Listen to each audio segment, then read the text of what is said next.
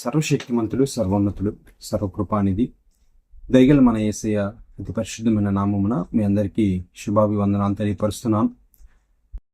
ఈ సమయంలో దేవుని మాటలు ధ్యానం చేయటానికై ప్రభు మనకు అనుగ్రహించిన సమయాన్ని బట్టి దేవాది దేవునికి స్తోత్రాలు చెల్లిస్తున్నాను. ఈ సమయంలో పరిశుద్ధ గ్రంథం నుండి లూకాసు వార్త 7వ అధ్యాయం, లూకాసు వార్త 7వ అధ్యాయము 36వ వచనం నుంచి 39వ వచనం వరకు ఈరోజు మనం ధ్యానం చేయబోయే అంశంలోనికి వెళ్ళబోయే ముందుగా చిన్న ప్రార్థన చేసుకుందాం. పరిశుద్ధాత్మ యొక్క సహాయం కొరకు, ప్రభు యొక్క కాపుదల నడిపింపు కొరకు ఆయన సన్నిధి మనతో ఉండేలాగున ప్రార్థన చేసుకుందాం. సర్వశక్తిమంతుడా, సర్వోన్నతుడా, జీవాధిపతి, మీ ఘనమైన నామానికి స్తుతులు నాయన, స్తోత్రాలు చెల్లిస్తున్నాం. ప్రభువా, ఇంతవరకు నాయన మిరకల చాటును తండ్రి మనల్ని దాచి భద్రపరిచి ఉదయకాల సమయమందు మీ పాద సంధిలోకి వచ్చిన ఆయన మీ మాటలు ధ్యానం చేయటకై మీరు ఇచ్చిన కృప కొరకై మీకు స్తోత్రాలు చెల్లిస్తున్నాం. నాయన మీ పాద సంధిలో ఉన్నాం, మీరు దర్శించండి, మీరు మాతో మాట్లాడండి. ప్రభువా, మీ దర్శన భాగ్యమును మాకు అనుగ్రహించండి. మీ మెల్లనైన స్వరము మాకు వినిపింపచేయండి. మీ ఆత్మతో నింపండి. దుష్టుని బంధించండి, చీకటి శక్తులు బంధించండి, అంధకార శక్తులు బంధించండి. మీ సన్నిధి, మీ కృపా కాపుదలు మాకు మెండుగా దయచేయమని మీ చేతికి అప్పచెప్పుకుంటున్నాం. అయ్యా, వట్టివాణ్ణి, మట్టివాణ్ణి, ఇందుకు పనికిరాని వాణ్ణి, అజ్ఞానిని, పశుప్రాయాన్ని మీ పక్షంగా నిలబడుతుండగా నా నోటికి మీరు బోరుగా ఉండమని, ఈ మాటలు నాకు, మాకు, మా అందరికీ దీవెనకరంగా ఉంటాయని సహాయం దయచేయండి. మేలుకరంగా, ఆశీర్వాదకరంగా, దిద్దుబాటుకరంగా ఉంటాయని సహాయం దయచేయండి. యేసయ్య నామమున ప్రార్థించి వేడుకొంచున్నాం తండ్రి, ఆమేన్. మీ అందరికీ సర్వశక్తిమంతుడు, మన ప్రియ ప్రభు, మన రక్షకుడు అయిన యేసయ్య నామమున శుభాభివందనాలు తెలియపరుస్తున్నాను. ఈ సమయంలో పరిశుద్ధ గ్రంథం నుండి లూకాసు వార్త 7వ అధ్యాయము 36వ వచనం నుంచి 39వ వచనం గనుక మనం గమనించినట్టయితే, ఇక్కడ యేసు ప్రభు వారిని ఒక పరిసయ్యుడు తన ఇంటికి భోజనానికి ఆహ్వానం చేస్తాడు. మరి ఆ పరిసయ్యుని ఇంటికి వచ్చి యేసు ప్రభు కూర్చుంటారు, భోజన పంక్తిని కూర్చొని ఉంటారు. మరి పరిసయ్యుని ఇంట యేసు ప్రభు వారు ఉన్నారని ఒక పాపాత్మురాలైన స్త్రీ తెలుసుకొని మరి అత్తరి బుడ్డి తీసుకొని మరి ప్రభు వెనక తట్టు నిలబడి, అంటే ఆయన పాదం మీద కూర్చొని ఏడుస్తూ ఉంటుంది. ఏడుస్తూ మరి ఆ కన్నీటితో పాదాలు తడిపి తన తల వెంట్రుకలతో పాదాలు తుడుస్తూ పాదాలను ముద్దు పెట్టుకుంటూ మరి అత్తరు ఆయన పాదాలకి పూస్తూ ఉంటుంది. ఇది గమనించిన పరిసయ్యుడు, ఏ వ్యక్తి అయితే యేసు ప్రభువుని తన ఇంటికి ఆహ్వానించాడో ఆ పరిసయ్యుడు ఇది చూసి 39వ వచనంలో తనలో తాను ఈ విధంగా అనుకుంటా ఉంటాడు. నేను చదువుతాను, దయచేసి గమనించండి. నా మనవి, ఈ వాక్యం వింటున్నప్పుడు మీరు కూడా మీ యొక్క పరిశుద్ధ గ్రంథమును తీసుకొని వాక్యం వింటూ అక్కడున్న వాక్యాన్ని చదువుతూ ఉంటే మీకు సందర్భాలు అర్థమవుతూ ఉంటాయి. మీరు వాక్యం వింటున్న ప్రతిసారి మీ చేతిలో బైబిల్ ఉంటే మంచిదని నా ఉద్దేశము, దయచేసి గమనించండి. లూకాసు వార్త 7వ అధ్యాయము 39వ వచనంలో మరి ఆ పరిసయ్యుడు ఇలా అనుకుంటున్నాడు. ఆయనను పిలిచిన పరిసయ్యుడు అది చూచి, ఈయన ప్రవక్త అయిన ఎడల తన్ను ముట్టుకొనిన ఈ స్త్రీ యువతయో ఇటువంటిదో ఎరిగి ఉండును, ఇది పాపాత్మురాలని తనలో తాను అనుకొనెను. యేసు ప్రభువుని తన ఇంటికి ఆహ్వానించిన ఆ పరిసయ్యుడు ఈ విధంగా తన మనసులో అనుకుంటున్నాడు. ఎప్పుడైతే ఆ పాపాత్మురాలైన స్త్రీ మరి యేసు ప్రభు వారు అక్కడ ఉన్నారని తెలుసుకొని మరి కన్నీరు విడుస్తూ ఆయన పాదం మీద కూర్చొని కన్నీరు విడుస్తూ తల వెంట్రుకలతో తుడుస్తూ యేసు ప్రభు యొక్క పాదాలు ముద్దాడుతూ అత్తరు పూస్తుందో, అప్పుడు పరిసయ్యుడు ఈ విధంగా అనుకుంటూ ఉన్నాడు. ఏమంటున్నాడంటే, ఈయన ప్రవక్త అయిన ఎడల ఈమె ఎటువంటిదో, ఈయనని తాకుతున్న ఈమె ఎటువంటిదో, ఎలాంటిదో తెలుసుకుని ఉండొచ్చు అని అంటూ ఈమె పాపాత్మురాలు కదా అని తనలో తాను అనుకుంటున్నారు. ఇక్కడ పరిసయ్యుని యొక్క ఉద్దేశం ఏంటంటే, ముందుగా ఇక్కడ మనం గమనించాల్సిన విషయం ఏంటంటే, పరిసయ్యుని పిలిచిన వారు క్షమించండి, యేసు ప్రభువుని పిలిచింది ఎవరు? పరిసయ్యుడు. యేసు ప్రభువుని పిలిచిన వ్యక్తి పరిసయ్యుడు. పరిసయ్యుడు అనగా ప్రభుని ఆహ్వానించిన వ్యక్తి ఎవరంటే పరిసయ్యుడు. పరిసయ్యులు అనగా ధర్మశాస్త్రం క్షుణ్ణంగా తెలిసిన వారు, వాక్యాన్ని బాగా తెలిసిన వారు, ధర్మశాస్త్రాన్ని తూచా తప్పకుండా పాటించేవారు. ధర్మశాస్త్రాన్ని తూచా తప్పకుండా పాటించేవారు. ఈ ధర్మశాస్త్రాన్ని ఆచరిస్తున్న ఈ పరిసయ్యుడు మరి ఆమెను చూసి ఆ పాపాత్మురాలైన ఆ స్త్రీ వైపు చూసి తన మనసులో తాను అనుకుంటున్నాడు, నేను పిలిచిన ఈ వ్యక్తి ప్రవక్త అయి ఉంటే గనక ఈమె ఎలాంటిదో ఈయన గ్రహించగలడు, ఈమె పాపాత్మురాలు కదా అని అనుకుంటున్నాడు. ఎందుకు ఈ విధంగా అనుకుంటున్నాడు అంటే, ధర్మశాస్త్రం ఆచరించేవారు కానీ పరిసయ్యులు పాపాత్ముల్ని దగ్గరికి రానియరు, పాపుల్ని చేర్చుకోరు. వారిని చాలా దూరంగా పెడతా ఉంటారు. చాలా సందర్భాల్లో మనం చూడొచ్చు ఆ విషయాలని. అదే మత్తయి సువార్త 9వ అధ్యాయం, మత్తయి సువార్త 9వ అధ్యాయము 11వ వచన భాగాన్ని గనక మనం చూసినట్టయితే, మత్తయి సువార్త 9వ అధ్యాయము 11వ వచనంలో, పరిసయ్యులు అది చూచి, మీ బోధకుడు సుంకరులతోనూ పాపులతోనూ కలిసి ఎందుకు భోజనం చేయుచున్నాడని ఆయన శిష్యులను అడిగిరి. మీ బోధకుడు సుంకరులతోనూ పాపులతోనూ ఎందుకు భోజనం చేస్తున్నాడు అని చెప్పి ప్రశ్నించారు. అలాగే లూకాసు వార్త 18వ అధ్యాయము 9-11 వచనాల మధ్యలో ఒక సందర్భాన్ని యేసు ప్రభు వారు జ్ఞాపకం చేస్తున్నారు. లూకాసు వార్త 18వ అధ్యాయము 9వ వచనం నుంచి 11వ వచనంలో ప్రభు ఒక మాట చెప్పారు. ఇద్దరు దేవాలయానికి వెళ్ళారు, ఒకరు పరిసయ్యుడు, ఒకరు సుంకరి. పరిసయ్యుడు ఏమనుకుంటున్నాడంటే, అయ్యా ఈ దొంగ వలెనో, నేను వ్యభిచారి వలెనో, లేదా ఈ సుంకరు వలనే ఉండక వారానికి మరి ఉపవాసం ఉంటున్నాను, 10వ వంతు చెల్లిస్తున్నాను అని తనలో తాను నీతిమంతుడిగా అనుకుంటున్నాడు. ఎవరిని చూస్తూ? సుంకరితో తనను పోల్చుకుంటూ ఈ సుంకరి వలెనైనను ఉండక అని చెప్పి తనను తానుగా నీతిమంతుడిగా ఎంచుకుంటున్నాడు. అంటే ధర్మశాస్త్రము ఆచరించేవారు, ఈ పరిసయ్యులు ఏమనుకుంటారంటే వారికి వారే నీతిమంతుడు అనుకుంటారు. కాబట్టే ఇక్కడ యేసు ప్రభువును ఆహ్వానించిన ఈ పరిసయ్యుడు కూడా ఏమనుకుంటున్నాడంటే, ఈమె పాపి, యేసు ప్రభు వారు ఎందుకు ఆమెని మరి ఆ విధంగా చేయటానికి అనుమతించారు? ఈమె పాపి అని ఈయనకు తెలియదా? ఈమె ఒక పాపాత్మురాలని ఈయనకి తెలిసి ఉంటే ఇలా చేయనివ్వడు కదా. ఈమెను ఎందుకు అలాగా కాళ్ళు తుడుస్తుంటే, పాదాలు ముద్దాడుతుంటే, మరి కన్నీరుతో తన పాదాలు తడుపుతుంటే ఎందుకు ఈయన ఇలాగ ఉన్నాడు? ఈమె పాపాత్మురాలు కదా అని చెప్పి తనలో తాను అనుకుంటున్నాడు. పిలిచిన పరిసయ్యుడికి యేసు ప్రభు ఎవరో తెలుసుంటే ఈ విధంగా ఆలోచన చేసి ఉండేవాడు కాదేమో. నేను అనుకుంటాను, బహుశా ఇతడు యేసు ప్రభుని ఆహ్వానించింది దేనికోసం అనుకుంటున్నానంటే, యేసు ప్రభు వారు ఎక్కడికి వెళ్ళినా బహుజన సమూహము ఆయన్ని వెంబడిస్తూ ఉంటుంది. బహుజన సమూహము అంటే చాలా మంది, వందలు వేలు ఆయన్ని వెంబడిస్తూ ఉండేవారు. కాబట్టి ఇంతమంది ఈయన్ని వెంబడిస్తున్నారు కాబట్టి ఇలాంటి వ్యక్తిని తన ఇంటికి పిలిస్తే ఇతనికి ఏదో ఒక గొప్ప అన్న భావనతో యేసుప్రభుని పిలిచాడే కానీ యేసుప్రభు ఎవరో ఈయనకు అర్థమయ్యుండే మరి ఆ విధంగా ఆలోచన చేసి ఉండడు. ఈమె ఒక పాపాత్మురాలు కదా, మరి యేసుప్రభు ఎందుకు అలా అనుమతించారామని, ఆయన పాదాలు తన కన్నీళ్లతో తొడవటానికి లేదా ఇలా చేయటానికి ఎందుకు అనుమతించాడు అనేది ఇతనికి అర్థం కాదు. ఎందుకంటే ధర్మశాస్త్రాన్ని ఆచరించేవారు పరిసయ్యులు తమకు తామే నీతిమంతులు అనుకుంటారు. ఎందుకంటే ఆ 10 ఆజ్ఞలు మేము పాటించేస్తున్నాము. ఏదైతే యేసయ్య తండ్రి తన సేవకుడైన మోషేకి ఆ 10 ఆజ్ఞలు ఇచ్చారో, ఇశ్రాయేలు ప్రజలకి ఇవ్వమని చెప్పి ఏ 10 ఆజ్ఞలు అయితే ఇచ్చారో, ఇశ్రాయేలీలకి ఏ 10 ఆజ్ఞలు అయితే ఇవ్వబడిందో ఆ 10 ఆజ్ఞలు మేము పాటిస్తున్నాం కాబట్టి మేమే నీతిమంతులం అనుకుంటారు. కానీ వాక్యం ఏం చెప్తుంది? ఇక్కడ వాక్య భాగంలోకి మనం వెళ్దాం. గమనించండి.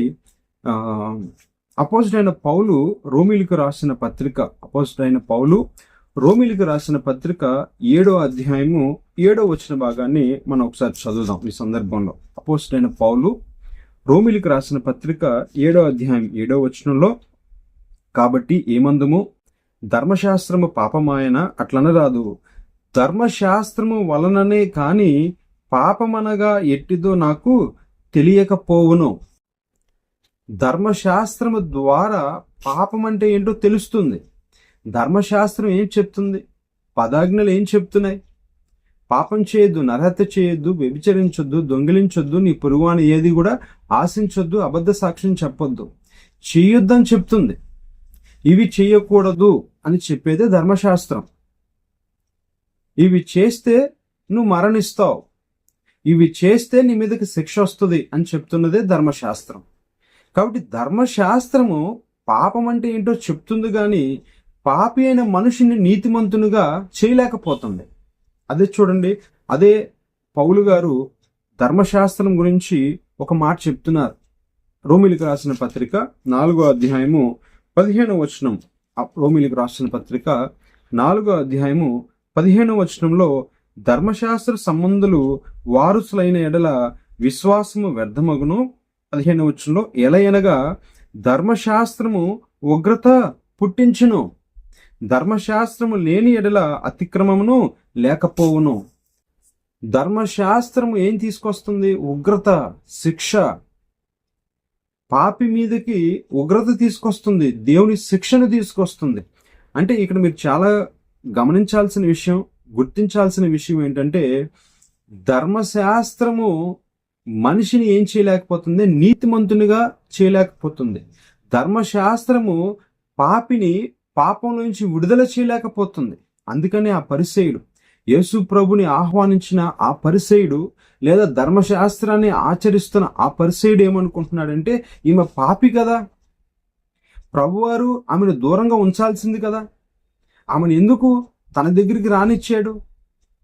ఈయన దేవుని కుమారుడు అని చెప్పుకుంటున్నాడు, ఎన్నో బోధలు చేస్తున్నాడు, ఎన్నో సూక్తులు చెప్తున్నాడు కదా, మరి పాపి అయిన ఈమెని ఎందుకు తన దగ్గరికి రానిచ్చాడు? పరిసయ్యులు గాని శాస్త్రులు గాని పలికిన మాట అదే. మత్తయి సువార్త 9వ అధ్యాయము 11వ వచనంలో, మీ బోధకుడు ఎందుకు సుంకరులతోనో పాపులతోనో భోజనం చేస్తున్నాడు? చేయకూడదు కదా, పాపులకి మీరు దూరంగా ఉండాలి కదా, పాపికి దూరంగా ఉండాలి కదా. అలాగే లూకాసు వార్త 18వ అధ్యాయం 9వ వచనం 11వ వచనం నుంచి చూసినట్టయితే, మరి ఈ సుంకరి వల్లనైనా నేను ఉండక అని చెప్పి అక్కడ తను తాను సంబోధించుకుంటున్నాడు కదా. అంటే ఇక్కడ మనం గమనించాల్సిన విషయం ఏంటంటే, ధర్మశాస్త్రము పాపం అంటే ఏంటో చెప్తుంది, కానీ పాపిని ఆ పాపం నుంచి బయటికి నడిపించలేదు. పాపికి ధర్మశాస్త్రము ద్వారా విడుదల లేదు. పాపి ధర్మశాస్త్రము ద్వారా నీతిమంతుడు కాలేడు దేవుని దృష్టికి. కాబట్టి దయచేసి మీరు చాలా శ్రద్ధగా వినాలి, గ్రహించుకోవాలి. ఈ పాపాత్మురాలైన స్త్రీ యేసుప్రభు పాదాల ఎద్దుకు వచ్చి ఆమె కన్నీరు విడుస్తుంటే పరిసయ్యుడు అనుకుంటున్నాడు, ఈమె పాపి కదా, యేసుప్రభు వారు ఎందుకు ఆమెను దగ్గరికి రానిచ్చారు? దూరంగా పెట్టించాల్సింది కదా. అంటే ధర్మశాస్త్రం ఆచరించే వాళ్ళు, పరిసయ్యులు ఏం అర్థం చేసుకున్నారంటే,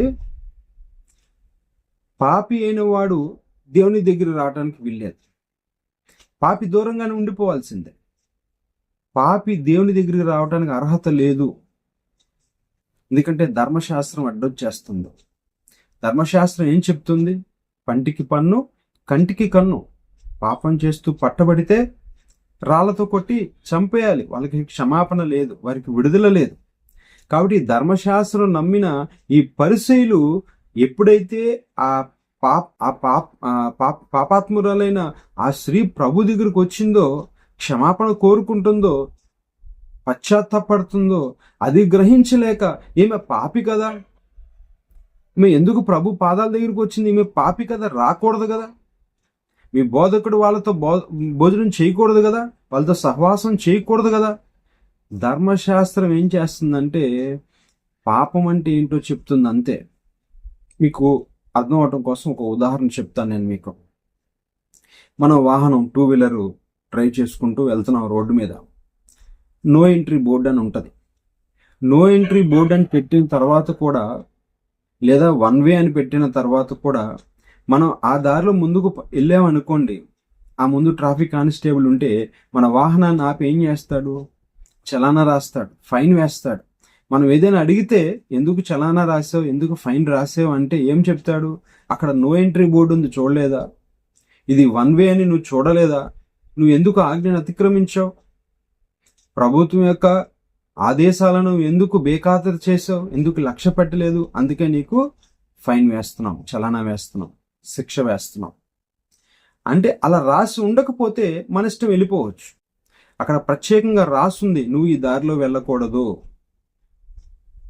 అని రాస్తుంది. కాబట్టి అలా చేస్తే ఏమవుతుంది, మనం శిక్షార్హులం అవుతాం. ధర్మశాస్త్రం కూడా ఏం చెప్తుంది? నువ్వు వ్యభిచరించొద్దు, దొంగిలించొద్దు, నరహత్య చేయొద్దు, అబద్ధ సాక్ష్యం చెప్పొద్దు, నీ పొరుగు అని ఏది ఆశించొద్దు అని చెప్తుంది. ఇవి చేస్తే మనం ఏమవుతాం, శిక్షార్హులు అని చెప్తుంది. అంతే తప్పితే ఇవి చేసిన వాడికి విడుదల ఎట్లాగో చెప్పలేకపోతుంది ధర్మశాస్త్రం. ఇప్పుడు ఈ ధర్మశాస్త్రం ఆచరిస్తున్న పరిసయ్యులు కూడా ఆమెను పాపిలాగే చూస్తున్నారు, కానీ ప్రభు పాదాల ఎద్దుకు వచ్చి క్షమాపణ వేడుకుంటున్న పాపాత్మురాలను చూడలేకపోతున్నారు.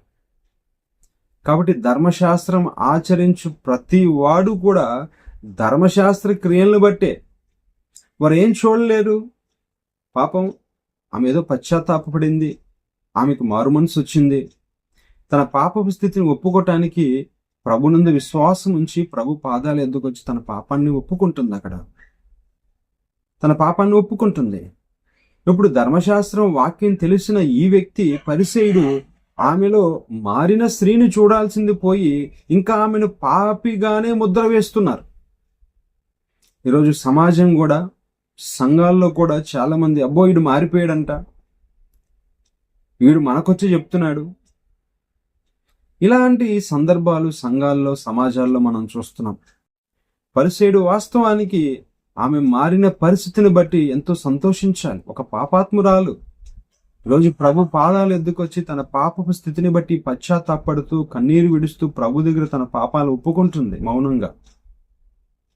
ఆ విషయాన్ని బట్టి ఆ పరిసయ్యుడు సంతోషించాల్సింది పోయి, ఈమె పాపి కదా, ఈయన ఎందుకు గ్రహించలేకపోతున్నాడు, ఈయన ప్రవక్త అయితే ఈయన గ్రహించాలి కదా అని చెప్పి ఆలోచన చేస్తున్నాడు.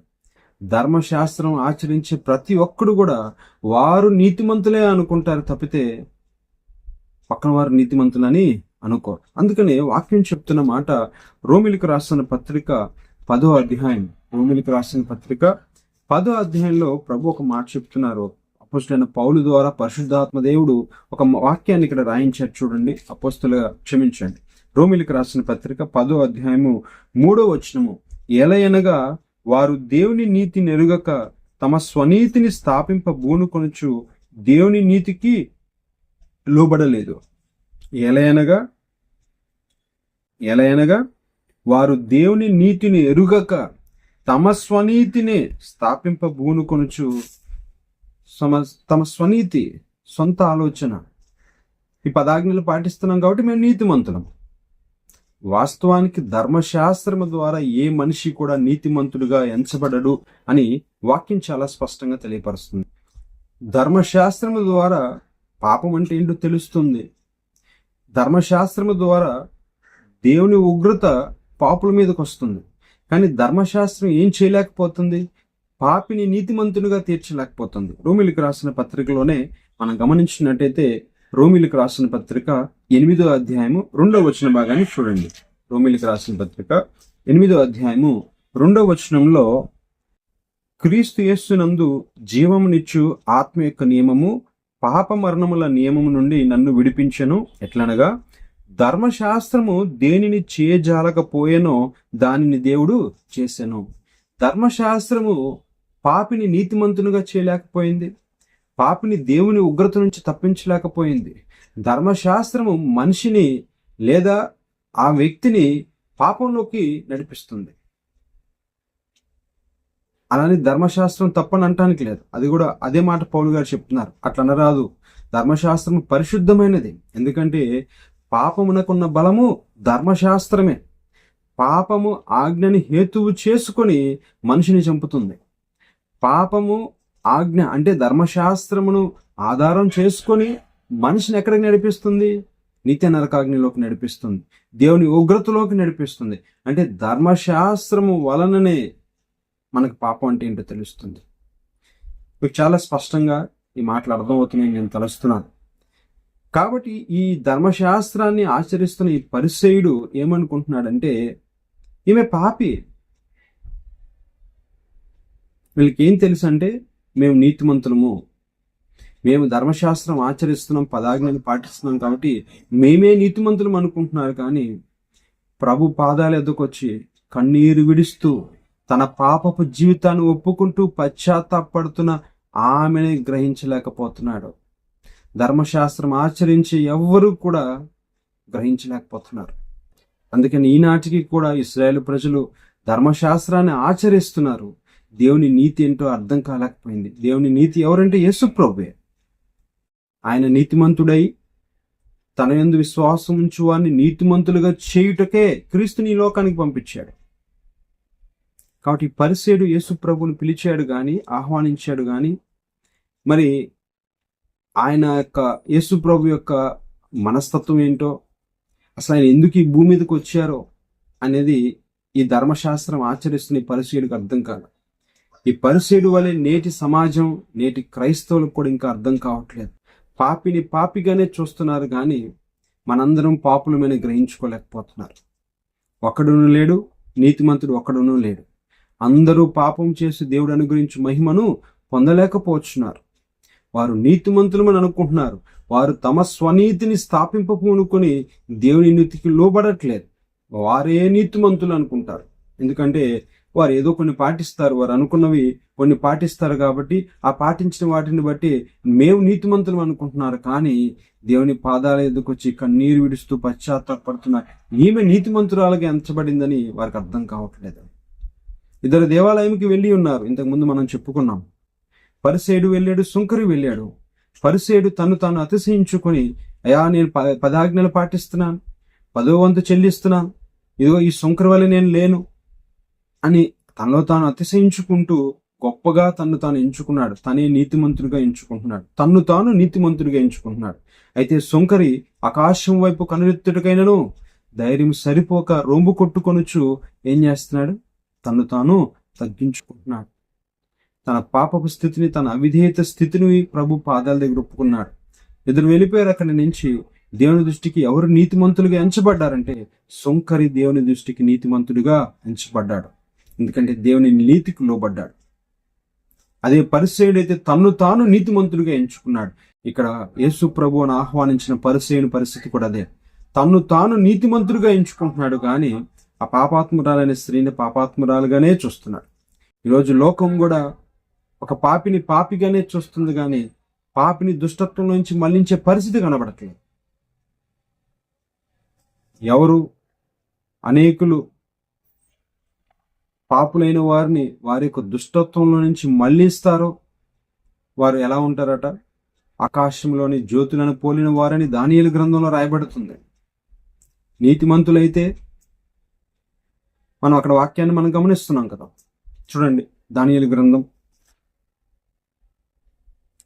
12వ అధ్యాయం 3వ వచనము. బుద్ధిమంతులైతే ఆకాశ మండలంలోని జ్యోతులను పోలిన వారే ప్రకాశించెదరు. నీతి మార్గమును అనుసరించి నడుచుకొనున్నట్లు ఎవరు అనేకులను త్రిప్పుదురో వారు నక్షత్రములలే నిరంతరము ప్రకాశించెదరు. నీతి మార్గమును అనుసరించి నడుచుకొనున్నట్లు ఎవరు అనేకులను త్రిప్పుదురో. వాస్తవానికి ఈ పరిసేయుడు వాక్యం తెలిసిన ఈ పరిసేయుడు పాపిని ఏం చేయాలి? నీతి మార్గంలోకి నడిపించాలి. ఎందుకంటే తనకు వాక్యం తెలుసు కాబట్టి.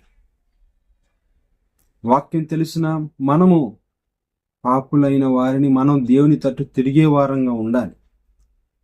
మనకి మనమే నీతిమంతులం అనుకుంటూ పాపపు స్థితిలో ఉన్న వారిని మనము ఏం చేస్తున్నాం? కించపరిసే పరిస్థితిలో మాట్లాడుతున్నాం, వారిని తగ్గించే పరిస్థితిలో మాట్లాడుతున్నాం. పరిసేయుడు మరి పరిసేయుడు సుంకరిని చూసి ఏమంటున్నాడు? ఈ పరిసేయుని వల్ల నేను ఉండక చాలా నీచాతి నీచంగా మాట్లాడుతున్నాడు. ఇక్కడ యేసు ప్రభువుని తన ఇంటికి ఆహ్వానించిన పరిసేయుడు కూడా యేసు ప్రభు పాదాల యొద్ద కన్నీరు విడుస్తున్న ఆ స్త్రీని చూసి ఈమె పాపాత్మురాలు కదా అని ఎంతో హీనాతిహీనంగా చూస్తున్నాడు. అటువంటి మనస్తత్వం మంచిది కాదు. నీతిమంతులైతే ఏం చేస్తారట? నీతి మార్గమును అనుసరించి అనేకులను ఏం చేయాలి? మనం ప్రభు తట్టు తిప్పేవారంగా ఉండాలి.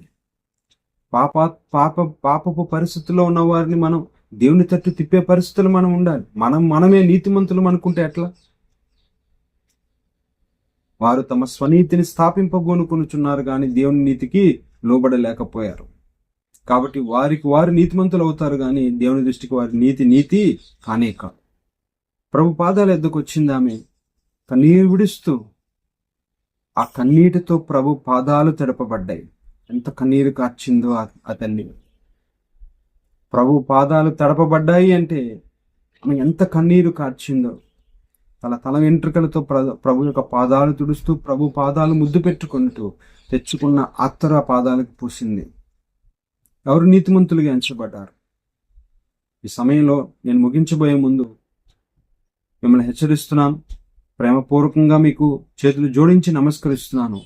ధర్మశాస్త్రము పాపం అంటే ఏంటో చెప్తుంది, కానీ ధర్మశాస్త్రము పాపిని ఏం చేయలేకపోతుంది? నీతిమంతునిగా చేయలేకపోతుంది. అందుకే రోమిలికి రాసిన పత్రిక 8వ అధ్యాయం 2వ వచనంలో ధర్మశాస్త్రము దేనిని చేయజాలకపోయేనో దేవుడు అది చేశాడు. ఏం చేశాడు దేవుడు? చూడండి, అదే రోమిలికి రాసిన పత్రిక 8వ అధ్యాయంలో 3వ వచనంలో మనం గమనించినట్టయితే మనం చూద్దాము. శరీరమును అనుసరింపక ఆత్మనుసరించి నడుచుకుని మన యందు ధర్మశాస్త్ర సంబంధమైన నీతి విధి నెరవేర్చబడబలనని పాప పరిహార నిమిత్తము దేవుడు తన సొంత కుమారుని పాప శరీరాకారంతో పంపి ఆయన శరీరమందు పాపమునకు శిక్ష విధించెను. ఆయన శరీరమందు పాపానికి ఏం విధించాడు? శిక్ష విధించాడు. యేసు ప్రభు నీ కొరకు, నా కొరకు, పాపాత్ములమైన మనమందరి కొరకు ఆయన శిక్షను భరించాడు. ఆ శిలువలో మ్రాను మీద వేలాడి శాపగ్రస్తుడిగా ఎంచబడ్డాడు. గలతీయులకు రాసిన పత్రికలో మనం చూస్తాం, మ్రాను మీద వేలాడిన ప్రతి వాడు శాపగ్రస్తుడు. మనందరి శిక్ష ఆయన మీద మోపబడింది. కాబట్టి మనం పాపపు పరిస్థితి నుంచి విడిపింపబడి నీతిమంతులుగా మనం ఎంచబడాలంటే ఈ పాపాత్ముడైన స్త్రీ వలె ఎవరి దగ్గరికి వెళ్ళాలి? యేసు ప్రభు దగ్గరికి వెళ్ళాలి. ఆయన యందు విశ్వాసం ఉంచాలి. ఎవరైతే యేసు ప్రభు అని నోటితో ఒప్పుకొని హృదయమందు విశ్వసిస్తారో వారు ఏం చేయబడతారు? రక్షింపబడతారు. దేవుని దృష్టికి నీతిమంతులుగా ఎంచబడతారు. అంతేకాని నీ నీతి నీది కాదు. నువ్వు నీతిమంతుడు అనుకుంటే పరిసేయుడు వల్ల నువ్వు నీతిమంతుడు అవ్వవు. దేవుని దృష్టికి, నీ దృష్టికో లేదా మనుషుల దృష్టికి నువ్వు నీతిమంతుడిగా ఎంచబడతావు, కానీ దేవుని దృష్టికి నీతిమంతుడివి కానే కావు. నువ్వు నీతిమంతుడిగా ఎంచబడాలంటే నీ నీతి పక్కన పెట్టి దేవుని నీతికి లోబడాలి. యేసు ప్రభువు లోబడాలి. ఆయన ఎందుకు విశ్వాసం ఉంచాలి. ఈ పాపాత్మురాలైన స్త్రీ చేసిన పని అదే. ప్రభు పరిసని ఏంటో ఉన్నాడని తెలుసుకొని మరి ప్రభు వెనక తట్టు కూర్చొని, ఆయన పాదాల వెనకాల కూర్చొని మరి కన్నీరు విడుస్తూ, దుఃఖిస్తూ, రోధిస్తూ, ఏడుస్తూ తన పాపపు స్థితిని మౌనంగా ఒప్పుకుంది. తన తల వెంట్రుకలతో తుడిచింది. ఆయన ఎందుకు విశ్వాసం ఉంచింది. ఈయన నిజంగా దేవుని కుమారుడిని విశ్వాసం ఉంచింది.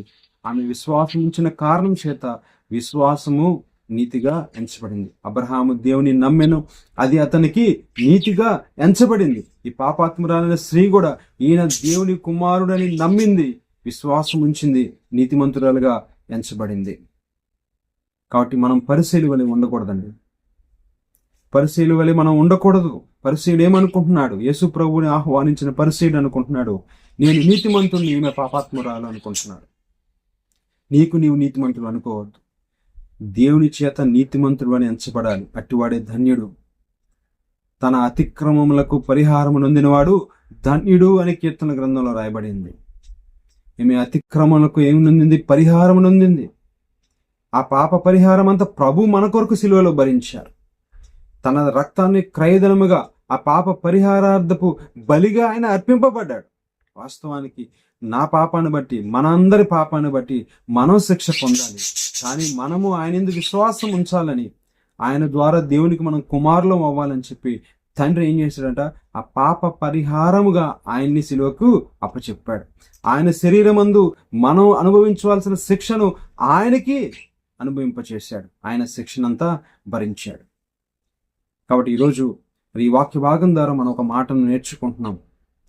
పరిశీలి వలె మనం ఉండకూడదు. మనం నీతిమంతులమని మనం అనుకుంటే ఎట్లా?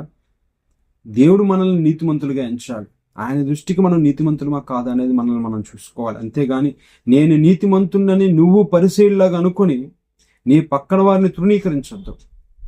చేతనైతే నీతి మార్గమును అనుసరిస్తూ పాపపు మార్గంలో ఉన్నవారిని నీతి మార్గంలోకి నడిపించు. దేవునికి మహిమ కలుగుతుంది. దేవుడు మహిమ పొందుకుంటాడు నీ ద్వారా. అంతేకాని నీవే నీతిమంతుడు అనుకొని నీ పక్క వారిని తృణీకరించొద్దు. పరిసేడు వలె అక్కడ సుంకరిని పరిసేడు తృణీకరించినట్టు ఇక్కడ పరిసయుడు పాపాత్మురాన్ని స్త్రీని తృణీకరించినట్టు నువ్వు ఎవరిని తృణీకరించద్దు. దేవుని దృష్టికి నీతిమంతులు మారు. యేసు ప్రభునందు మనం విశ్వాసం ఉంచుదాం, అందరం నీతిమంతులుగా ఎంచబడదాం. దేవుడి కొద్ది మాటలు మనం ఇంట్లో దీవించిన గాక. ఆమేన్. ప్రభు నామమున మీ అందరికీ శుభాభివందనాలు తెలియపరుస్తున్నాను.